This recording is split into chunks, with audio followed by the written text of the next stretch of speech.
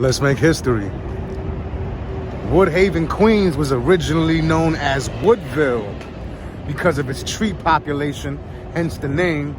Being that Woodhaven is right there on the borderline of Brooklyn and Queens, its borders have shifted over time. But as of right now, El Dirt Lane is the western border, and Atlantic Avenue, Brooklyn's Atlantic Avenue, that same Atlantic Avenue, it does go into Queens and is the southern border of Woodhaven. And Forest Park and the hiking trails are the northern border of the neighborhood. But it had its origins in the 1700s when a handful of some of the most major land-owning families in Brooklyn all collaborated somewhat and purchased property there. 100 years later, they had 2 racetracks, then 3. Then John Picken, who was the founder of East New York, the neighboring East New York, he got a small section of the location and he molded it into a small district which would be tailor-made for laborers and blue-collar workers. They even launched their own newspaper.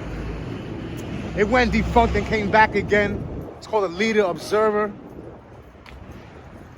And when it came time to set in motion the process to request a post office branch for Woodville, which, by the way, John Picken was the one who gave it that name, Woodville, he found out that there was another Woodville in the Rochester, New York area up near Canada. So all the residents got together and they changed the name to Woodhaven. The famous novel, A Tree Grows in Brooklyn by Betty Smith, was written in a Woodhaven home. And the story is actually set in neighboring Cypress Hill / East New York. Woodhaven is primarily a Hispanic neighborhood at 60%.